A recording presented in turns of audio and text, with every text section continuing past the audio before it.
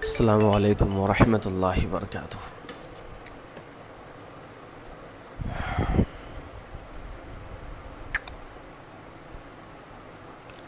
So today we are going to solve these exercise first and then the next chapter. So the first exercise is translate, fill in the i'rab and analyze the following phrases. So first we are going to put i'rab on these sentences, then we will be analyzing. So let's first put the i'rab on all these words. First word is sayyaratu. Sayyaratun, if we are not using this word as with this sentence and format, so it's similarly simple. It's sayyaratun. Sayyaratun means car. But now we have to put a proper i'rab according to the sentence format. So see, sayyaratu doesn't have alif lam. If there is no alif lam in the beginning, it means that is muzaf, and muzaf does not accept tanween. So sayyaratu, and if this is muzaf, then the next word is definitely muzaf ilay, and muzaf ilay will always have zair on it. So sayyaratu rajuli,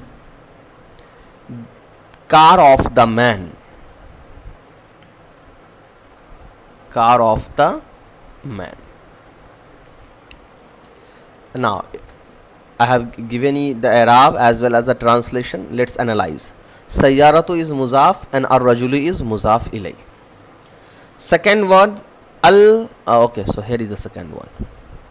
So I cannot explain you the second one right now because it's a number system and I haven't taught you the number system properly. So I'm just telling you that from 11 to 19, the ones will always have fatha as well as the tens. So arba'a ashara.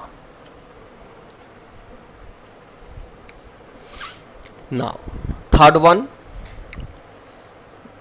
this word doesn't have alif lam on it, so it is muzaf. Similarly, the next one, it also doesn't have alif lam, so it means this is also muzaf. But the word which comes in the beginning is muzaf as well as muzaf ilay. So babu is muzaf, fasli is muzaf ilay, and it is also muzaf of al madrasati muzaf ilay. Babu faslil madrasati. This one is muzaf, this one is muzaf ilay and then muzaf, and this one is the final muzaf ilay. Translation is Babu faslil madrasati. Door of madrasa, how? Door of the madrasa's classroom. Now qalam does not have alif lam, so it is muzaf. Next word is definitely muzaf ilay, and then we have tawil. So if we put pesh on tawil, it is the sifat of qalam, and if we put zair on tawil, it is the sifat of rajul. Translation can be done in both ways and both are accurate and right, so there is no need to worry. So I'm going to translate by the same translating this sentence in the both ways. So first, if we make tawil as a sifat of qalam, the translation would be long qalam of the man. Okay, and if I put zair on tawil, then the translation will be pen of the long man.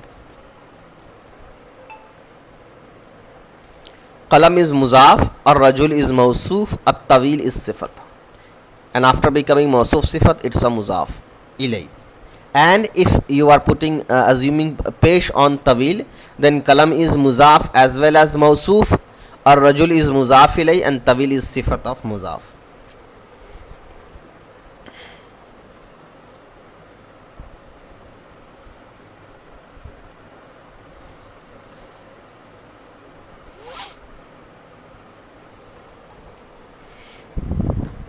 Now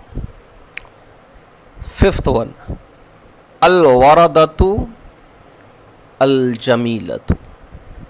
Why? Because al-waradatu already have alif lam, so it's going to be pesh, the default i'rab. Al-jamilatu also have alif lam, so it's going to be pesh. Now let's see the four similarities between these two words. Both are marifa, both are muzakkar, both are muannas, both are wahid. So four similarities found between these two words. Al-wardatu is mausuf, al-jamilatu is sifat. The beautiful the beautiful rose.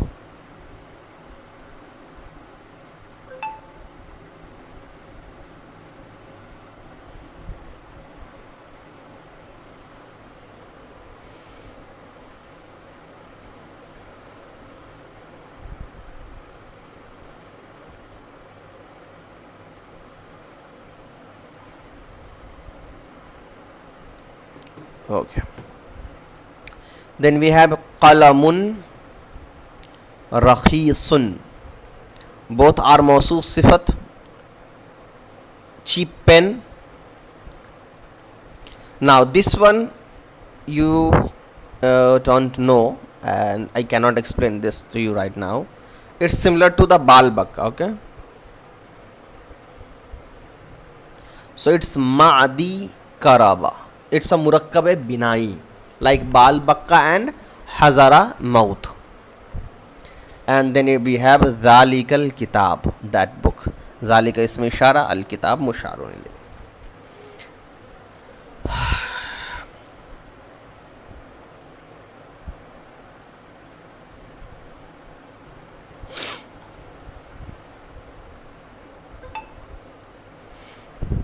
Now, what is the difference between the following phrases and sentence? Gulamun aqilun, it's a mausuf sifat. Gulamu aqilin, it's a muzaf ilay. Gulamun aqilun, the intelligent servant. Gulamu aqilin, servant of intelligent man. Hazihi tuffahatun, a complete sentence. This is an apple. Hazihi tuffahatu, this apple. It's an incomplete sentence. This is a complete sentence. This is mubtada, tuffahatun khabar. Here hazihi ismi ishara, at tuffahatu musharun ilayh. Why? Because musharun ilayh is always marifa.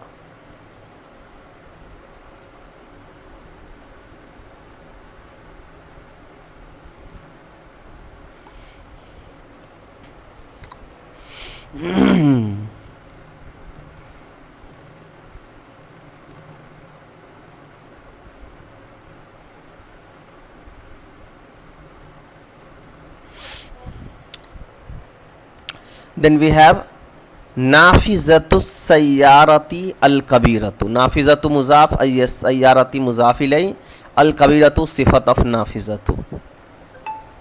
Big window of the car.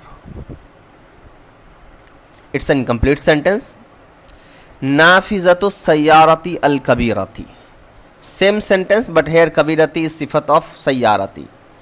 Door of the big car. Both are incomplete sentence.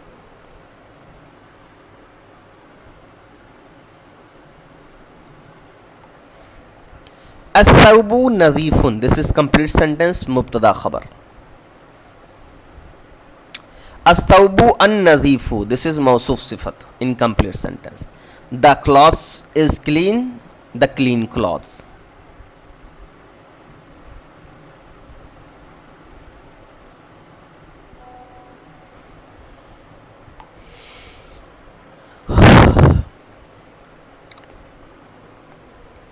Then the third one, correct the following and state the reason. Okay. Waladun, it is good. But al-qabihun, it's definitely wrong. You cannot add alif lam as well as tanween at the same time. So this is wrong. And also, muzaf ilay will always have zair on it. So al-qabih, waladul qabihi, the boy of ugly. Ar-rajulani at-tawilu. See, the mausuf is tasniya, ar-rajulani, and at-tawilu is wahid. So this cannot be mausuf sifat. It cannot be anything. So we have to add alif nun here. Ar-rajulani at-tawilani. Then it will be correct.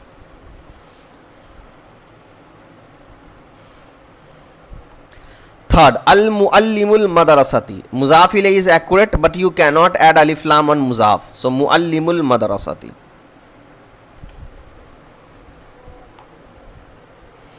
And the fourth one, samaniyatu ashara. As I told you, from 11 to 19, they all have zabar on it. Samaniyata ashara. Now translate, fill in the i'rab and analyze the following sentence. There are multiple muzaf ilayh, but what did I told you earlier? First solve the first one, the absolute muzaf, and the last one absolute muzaf ilayh. Okay? And the rest of the word simply start putting Z to everyone. Now, the analyze. Babu is muzaf. Fasl is muzaf ilay to this bab and muzaf to this qiyam. Then this qiyam is muzaf ilay to fasl and muzaf to layla. Then layla is muzaf ilay to qiyam and muzaf for qadr. And the translation, how we are going to translate? Just reverse the translation. Babu fazli qiyami laylatil qadri. Chapter of fazl or reward. Chapter of reward, qiyam, of salah, of night, of qadr.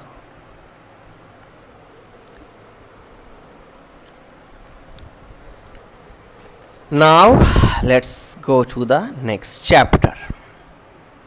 Section 1.4.4.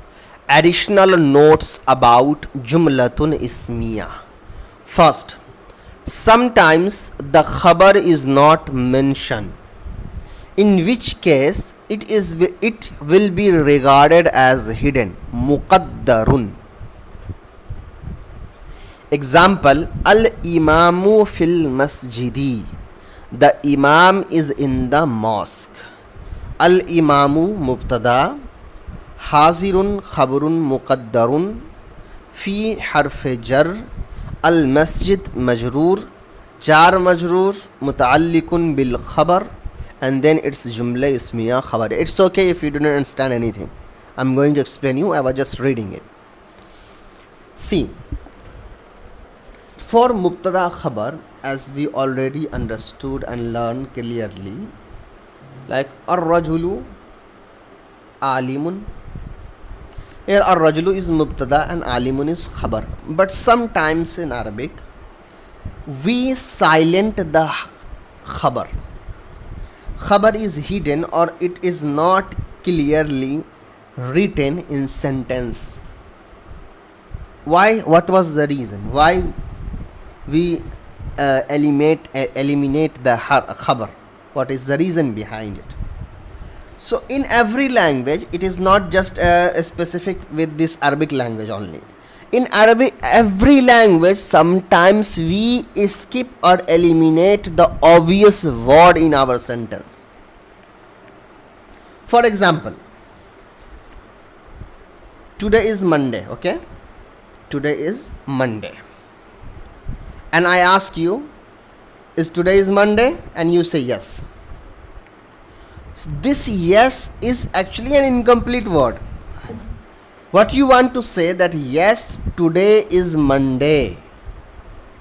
But only you said yes and I understood that yes, today is Monday. But the today is Monday is not, you did not say verbally or orally that yes, today is Monday. You just simply nodded or said yes. And I understood that you are saying today is Monday. But today is Monday, the part of the sentence which was hidden. It was just an assumption and we understood because it is obvious. I asked you a question, you replied in positive, it means my question was right. I asked you about the day today, what day is today, and and I said, is it Monday? And you said yes. It means you just told me that yes, today is Monday. You are right, but only only yes word comes out of your mouth. The rest of the word is totally hidden. You did not say it, but I understood it. So in every language there are lot of different words as per the different situation and conditions. We do not speak loudly, or the speakers already understand by seeing our gesture or our incomplete sentence. For example, pen of Zad. Pen of Zad. It's an incomplete sentence. Pen of Zad. It's a muzaf ilay, incomplete sentence. But if I ask you, whose pen is this? And you replied, pen of Zad. So you are replying me with an incomplete sentence, but I understand it clearly because for me your sentence was totally complete.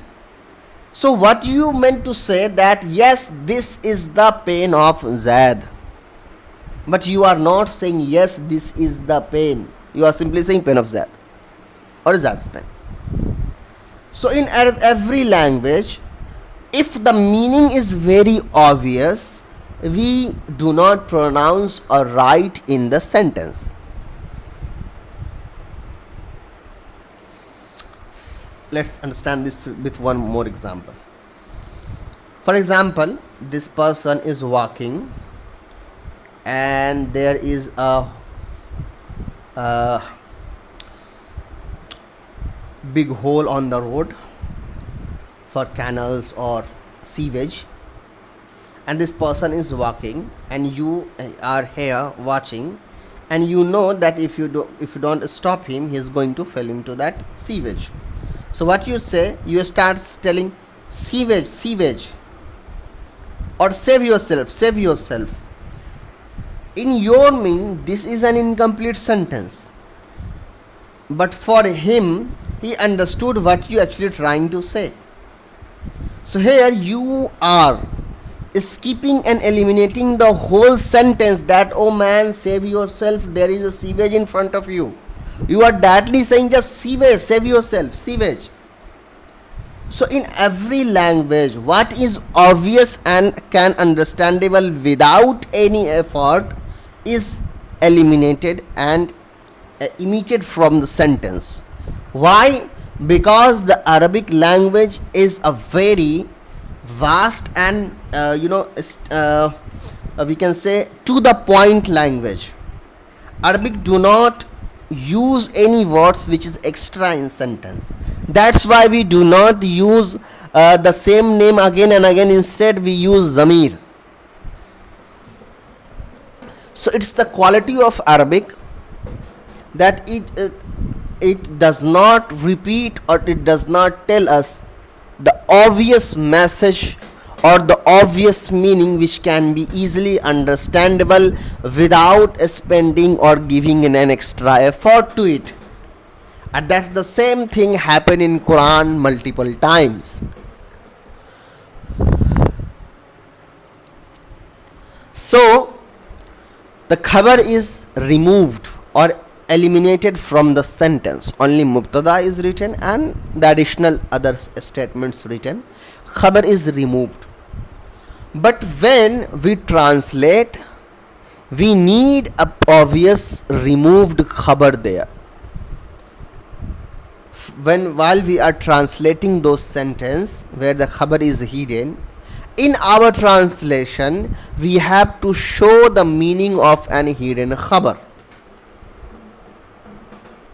See, the sentence here is al-imamu fil masjidi.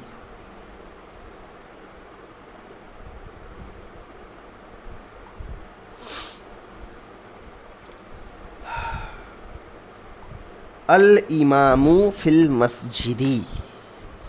The imam is in the mosque. It's the literal translation of this sentence. But when someone tell you the Imam is in the mosque, it means he is trying to tell you that the Imam is present in the mosque. Why? Because when you say he is in the house, it means he is present at this time in the house. So here present word is actually hidden. Neither the speaker said anything about present, but neither you said it, but you understood that the speaker is trying to tell us that the Imam is in the masjid. Understood? Now the one question rise here: why if we have already hide the khabar from the sentence, then what is the need of unhide that khabar again while doing the tarkib? See, al-imamu fil masjid is clear, the Imam is in the mosque. Then why we have to unhide the hazirun word here? So the answer is, it is okay to say, communicate or write, but when we are doing the grammatical analysis of any sentence, it is very important that we should write each and every pattern and format and the rulings of that particular sentence. So that's why when we are analyzing this sentence, we have to unhide the hidden meaning inside that sentence. But when you are translating it, when you are writing or saying it, you do not have to write that hazirun. But when you are doing tarkib, when you are analyzing the sentence, it is important that you should at least, if you don't want to write, it's okay, at least mention that here the hazirun is khabar. The reason is why we should do it. Because a mubtada is incomplete without khabar. So when there is a mubtada, we need a khabar, because khabar is the khabar provide the information about the mubtada. So without khabar, mubtada is incomplete. So we need khabar. So whenever the khabar is hidden while doing the tarkib or analysis, we need a khabar here. Now the second question rises: how one should decide what kind of khabar we use? I can use multiple words here. Instead of hazirun, I can say jalisun or naimun or qari'un or qa'idun or any word. Why hazirun? So see, there is no specific rule for the choice of the word here. You need to look for the context and the situation in which that statement is taken, and then define a khabar yourself. How one can define the khabar? The definition of khabar is very easy actually. You only have to use a word which gives accurate meaning and according to the situation, and make it nakira. But of course, as a beginner, it is very difficult for you to understand right now all these things. But don't worry, this is very easy, and by the time passes, you will easily able to understand and figure this out yourself.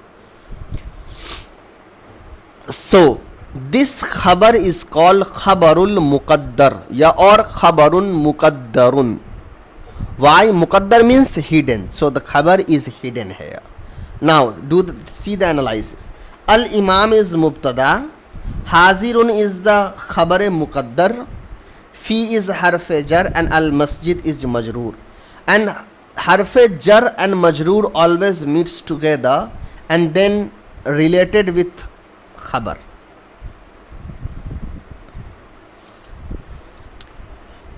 Because this harf jar fil masjid is related with hazirun, not with mubtada. Okay. You don't worry if you are not able to understand this right now, why we are relating it. Just always remember, when there is a harf-e-jar and on which there is the harf-e-jar is, that is called majroor. So here al masjid is majroor because the fi harf-e-jar is before al masjid. And similarly, like mawsoof sifat meets together to become something, muzaf muzaf ilay always comes together to become something. Similarly, harf-e-jar and majroor comes together to become something, and it always becomes it's always related with the khabar or the previous word. Now you will learn this about much later, inshallah, don't worry. Right now just understand, sometimes khabar is hidden in the sentence, so we have to assume that there is a khabar, and that type of hidden khabar is known as khabarun muqaddarun. Point number 2, the khabar can be complete sentence. Khabar can be complete sentence. I already explained you this with the multiple examples earlier.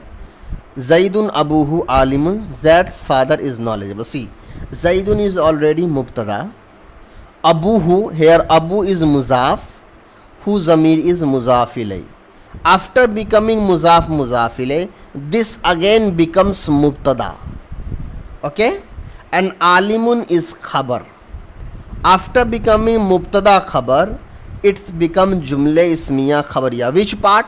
Abuhu alimun, it's become jumla ismiya khabariya, because abu is of course mubtada and alimun is khabar if you just ignore zaidun for some times. So abuhu alimun is muzaf ilay mubtada, alimun is khabar. After becoming mubtada khabar, this whole sentence abuhu alimun is khabar, final khabar of this absolute mubtada. So sometimes khabar can be a complete sentence, and it can be in both ways. Here the example is given for jumla ismiya, a khabar can be jumla fe'liya as well. See the example, Zaidun is mubtada, akala is fail, where hu zamir is file inside it, and at-ta'am is maf'ul because there is a fatha on it. So fail, file and maf'ul, it's become jumla fe'liya khabariya, because we assume that this sentence start with fail, and after becoming jumla fe'liya khabariya, this whole sentence becomes khabar to this mubtada. So what we understood in point 2, that a khabar can be a complete sentence, and there are two types of complete sentence, jumla ismiya and jumla fe'liya. It means a khabar can be jumla ismiya as well as jumla fe'liya. There is no problem with that. Now exercise, translate, fill in the i'rab and analyze the following sentences. Al-qalamu is mubtada, definitely. Fi is harf-e-jar, al-fasl is majroor. Al-qalamu fil fasl. So we have to think that here hazirun is hidden. Al-qalamu hazirun fil fasl. Al-qalamu is mubtada, hazirun is a khabar muqaddar, fi is harf-e-jar and al-fasl is majroor. Jar majroor related with hazirun. Now this is jumla ismiya khabariya. Translation is, the pen is present in the classroom, or pen is in the classroom. That's it.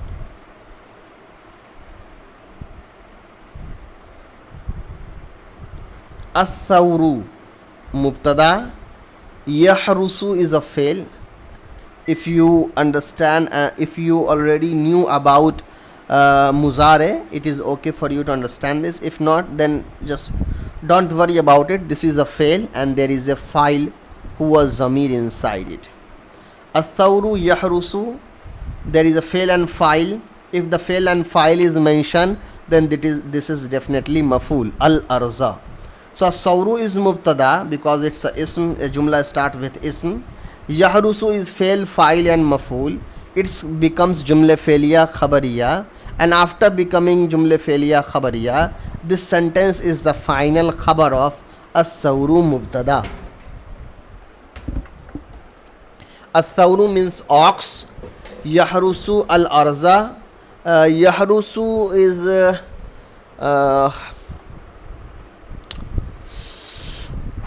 actually, I don't remember the exact English meaning for yahrusu. Yahrusu is generally, when the farmer use the oxes to, dig the ground before sowing the seeds in the ground. So that process is called yahrusu.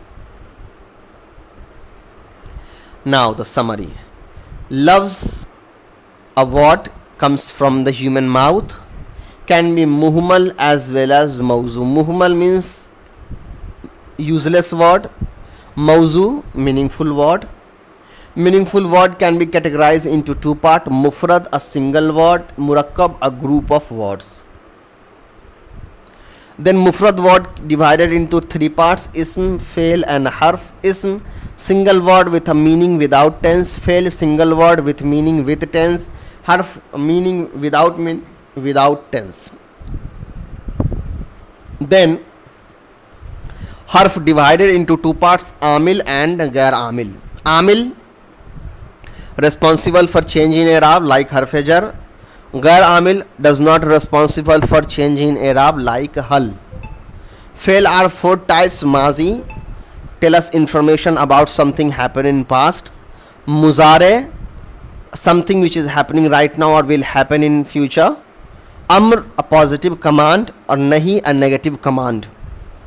Ism based on origin are three types: jamid, a word which is neither created from any existing word nor any other new word created from it; masdar, neither created not created from any existing word, but multiple new words can be generated by using masdar; mushtaq, created from masdar.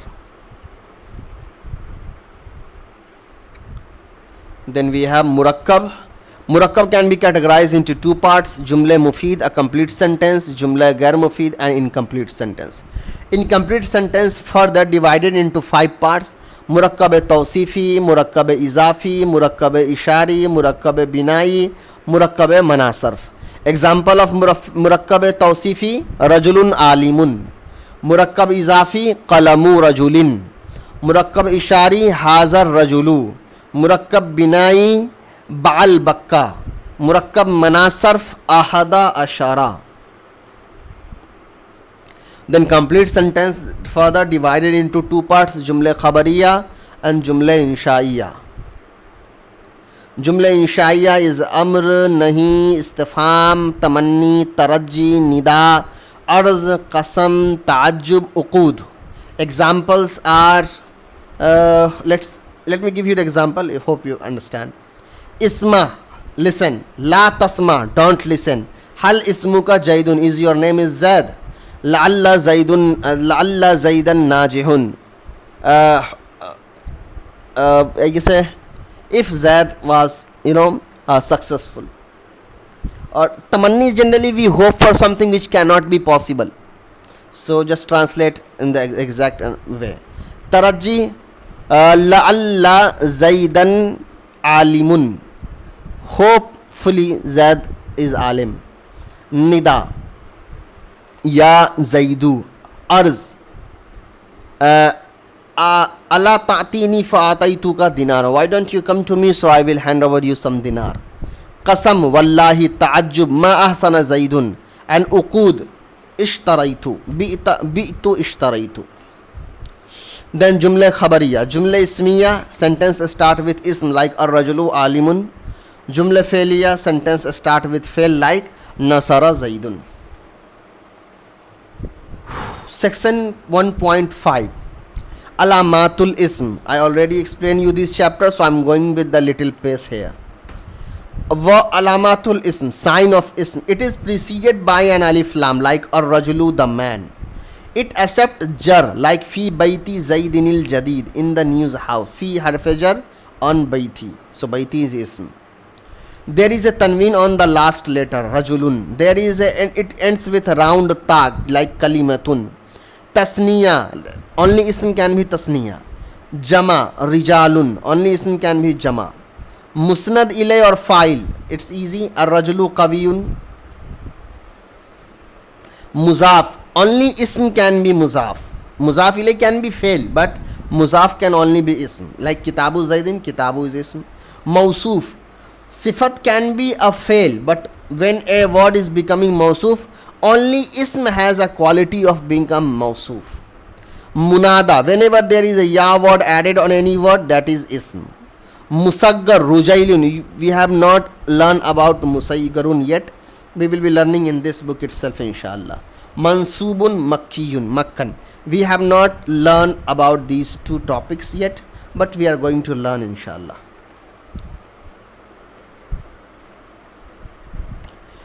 Alamatul fail. It preceded by qad or sa or saufa or lam or lan or zamir or amr or nahi or ta'i tanis. These are the sign of fail. Now alamatul harf, that word which has no sign of ism and fail is a particle. So it's easy, there is no special sign for harf. Any word which is not ism or fail is 100% harf.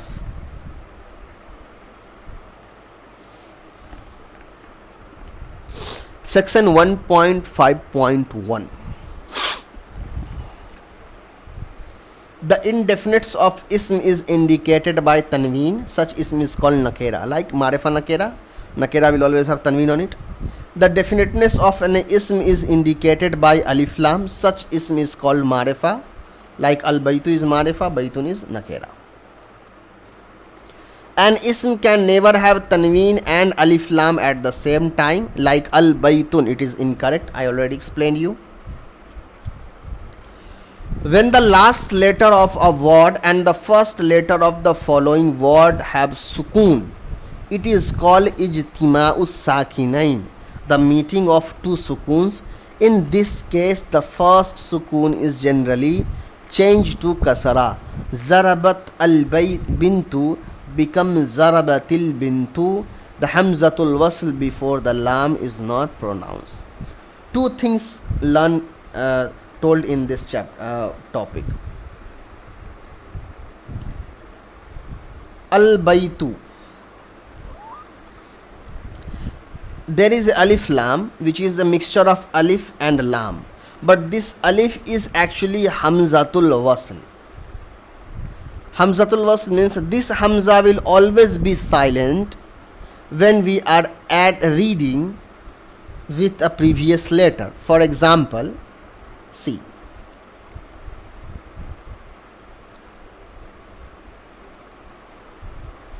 huwal, no, that is, let's stick with the example given here.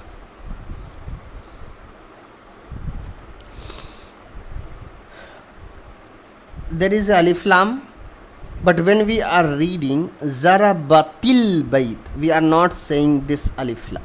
Zarabat al bintu, we are not saying, we are saying zarabatil bintu. Alif is, that hamza is silence here. That's the first topic. Second point is that whenever there is a two sukoon, the one sukoon of zarabat, a fail of wahid muannas ghaib with sukoon, ta sukoon, and al bintu, alif is silent here, so lam having sukoon. When the two sukoon comes together, then the first sukoon is converted into kasra and we read like this, zarabatil bintu instead of zarabatal bintu. Okay, so this is just a rule for pronouncing this sentence correctly. In some cases the first sukoon is changed to fataha, but sometimes the sukoon is also converted to fataha. Fataha means min al bayt, so instead of minil bayt we write minal bayt, but this rule is only applied with min. And in some cases the first sukoon is changed to zamma, like fahimtum, there is a sukoon here, but now when we are reading by adding the next word together, we are saying fahimtumud dars. So what we understood here, we learned three new rules for reading the word with alif lam. One, whenever there is a sukoon in the end, sometimes that sukoon converted to kasra, sometimes that sukoon converted to fataha, and sometimes that sukoon converted to zamma, it depends on how easy we can pronounce those words. Point number 5. When an alif lam appears before an ism which begins with the letter from al-hurufu shamsiya, sun letters, then the alif lam of the alif lam must not be pronounced. The lam of alif lam does not receive a sukun. Instead, the huruf shamsi received a tashdeed. We already learn about what is huruf shamsi and huruf kamari, no? Like huruf shamsi, ash-shamsu, we are saying ash-shamsu. We are directly adding tashdeed on sheen and we are not pronouncing lam here. We are not saying al-shamsu, we are saying ash-shamsu. So there are letters which start with one of these letters which are known as huruf shamsi. So we will not pronounce the lam, we will directly pronounce these words with alif. And the remainings are huruf kamariya, where we pronounce the alif lam separately from the first word, like al-qamaru. So we are pronouncing al separately from qamaru, al-qamaru. Now, generally an ism ending with a round at-ta'ul marbuta is a feminine ism muannas. We already knew that because tanis is the sign of muannas.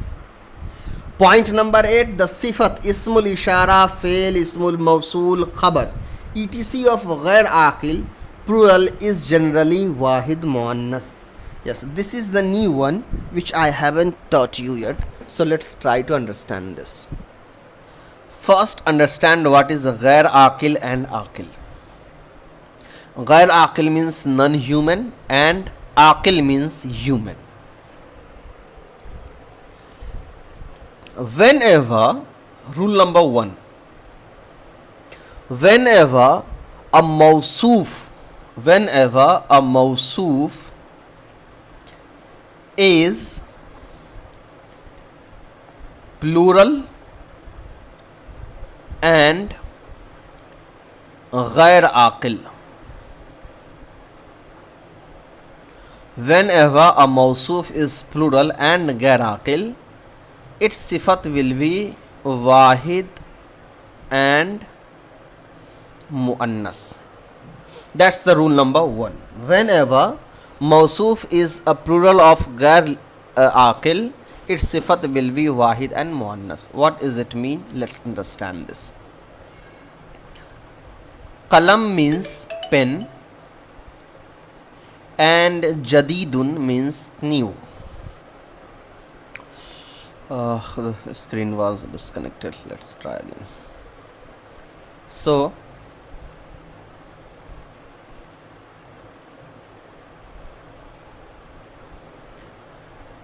qalamun means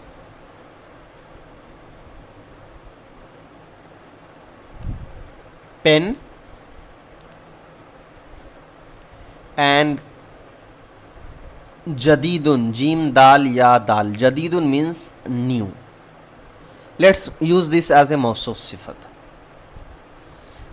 Qalamun is wahid, so jadidun is also wahid, or four similarities found together. Qalam is wahid, jadidun is wahid, qalam is muzakkar, jadidun is muzakkar, kalim is nakera, jadidun is nakera, qalam is having pesh, jadidun having pesh. A new pen. Qalamani, jadidani, two new pen. All four similarities found together here also. Now the jama of qalam is aqlam. So here the jama is mawsoof. Yeah, here the mawsoof is jama, and this is not a ordinary jama. It is a jama of something which is a non-human. So it's a jama of ghair aqil.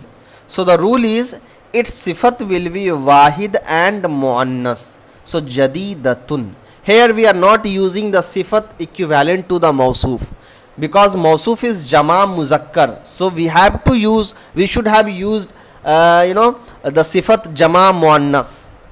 But the rule is different here.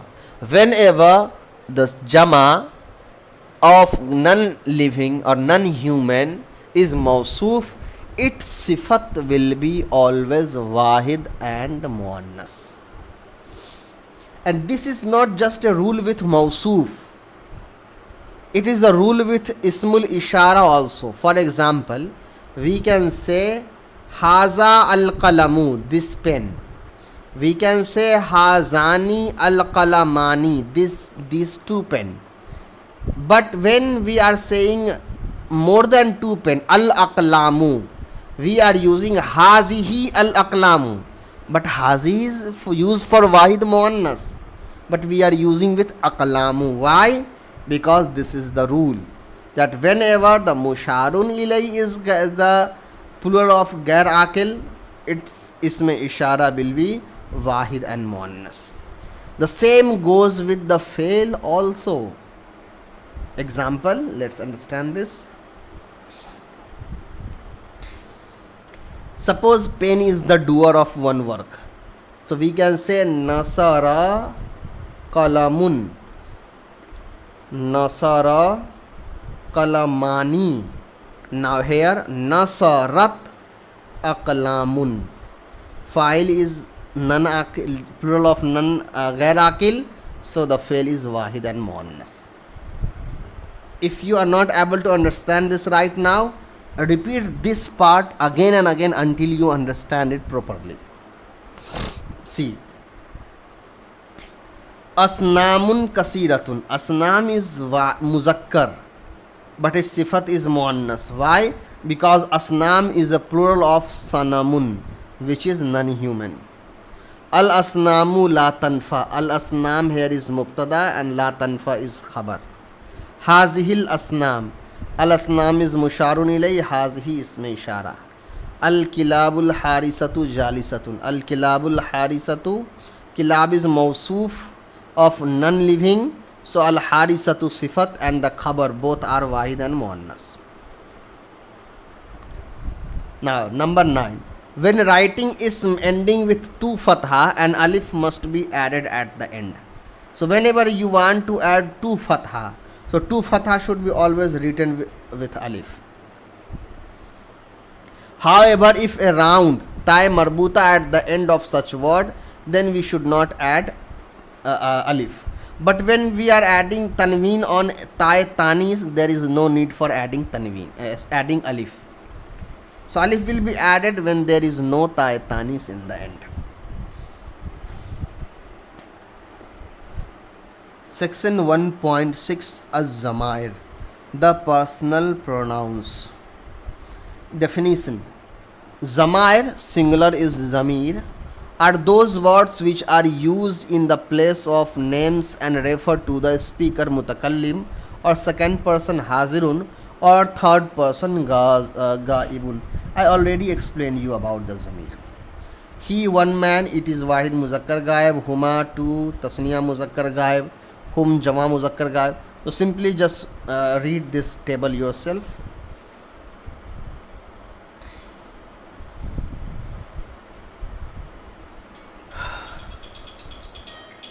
Now in the unattached form, the zamirs can be appear as mubtada, file, etc.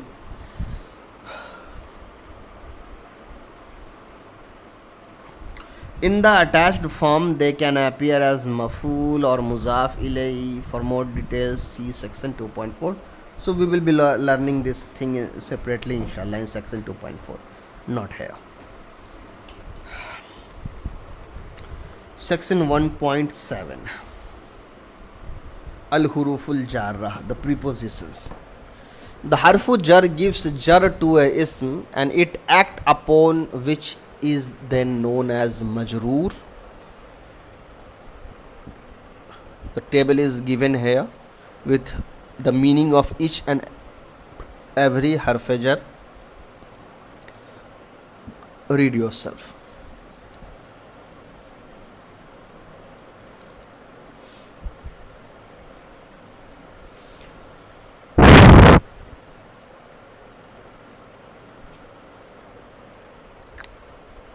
Okay, the example with sentence analysis. Katabtu is fail and file. Who is file? Ana zamir inside is file. How I know? Because tapishtu. Ba is harf jar, qalam is majroor, jar majroor, and it's related with the kataba fail. Now it's become jumle failiya khabariya. It's okay. Exercise.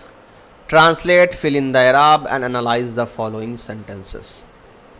Al masjidu qaribun min baiti zaidin. I gave the i'rab. Let me explain you why. Al masjidu is mubtada, qaribun is khabar, so it's tanween nakira. Min is harf jar, baiti is muzaf, and zaidin is muzaf ilayh. Bait is muzaf, that's why I gave only one zer, because muzaf does not accept alif lam as well as tanween. The masjid is nearby to the house of Zaid. Nazala is a fail according to Nasara, on the pattern of Nasara. Al matara is a file, because after fail there is a file. Min is harf jar and as-samai is majroor. Nazala fail, matara file, min harf jar, as-samai majroor, jar majroor related with nazala. It rains from the sky. Al kutubu, the plural of kitabun is kutubu. Ala is harf jar, min zadati is majroor. On the table, the books are on the table. Zainabu, Zainab is ghair munsarif, so we cannot add tanween on it. So Zainabu. Jalisatun, Zainabu is mubtada, Jalisatun is khabar. Ala is harf jar, kursi is majroor, fi is harf jar, al hujrati is majroor. Zainab is sitting on the chair in the house.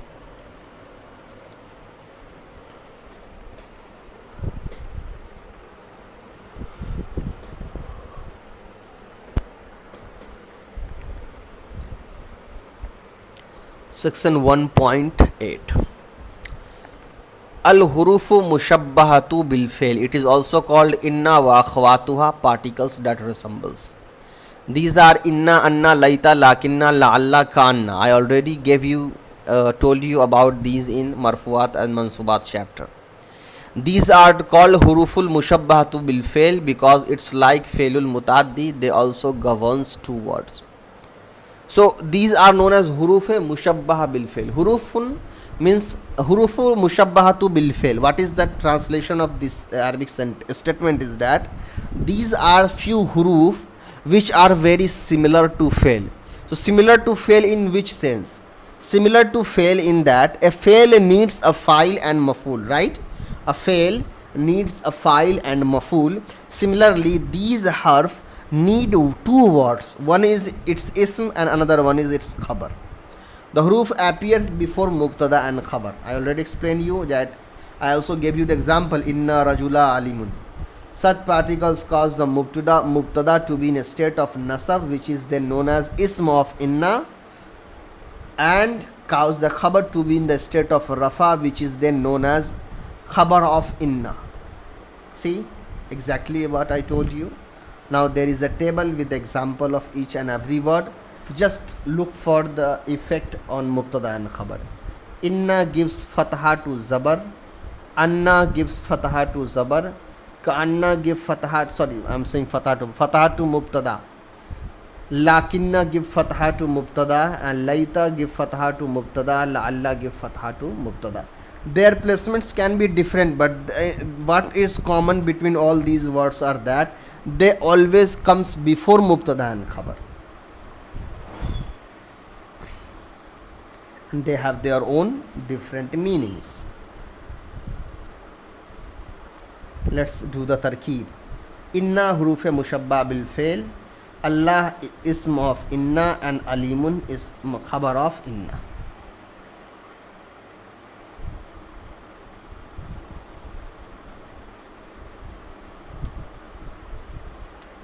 The difference between inna and anna. Yes, so inna and anna both are very similar, but there are some difference.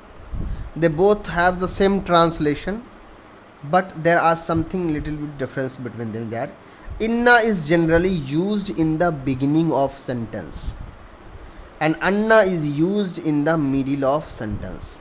Inna start with sentence, inna start the sentence, but anna is generally used in the middle of sentence just after fail. Sometimes inna appears in the middle of sentence This happens in the following two cases. But inna can also appear in the middle of sentence if the following two reasons met. One, when it is used after a word with the root letter of kaf, waw or lam. Okay, so what is root letter? Maybe you are not able to understand this right now. So simply just remember, inna can be in the middle of sentence when it comes after word yakulu or kala, and when it is at the beginning of sila. What is sila? A sentence which comes after isme mausool is sila. Okay, I told you what is isme mausool. So a sentence which comes after isme mausool is called sila. So whenever inna can comes after isme mausool. Why? Because after isme mausool the sentence which we are using is also assumed as a completely new sentence. Second, the khabar can be a complete sentence. Already we have learned about this multiple times. Inna Zaidan ummuhu salihatan. Ism of inna is Zaidan and ummuhu is muzaf ilayhi, mubtada. Salihatun is khabar, mubtada khabar becomes khabar of inna. It's a very similar to the example we have understood in mubtada khabar chapter. Inna Zaidan akalat ta'ama, the same example was given earlier. Point number third.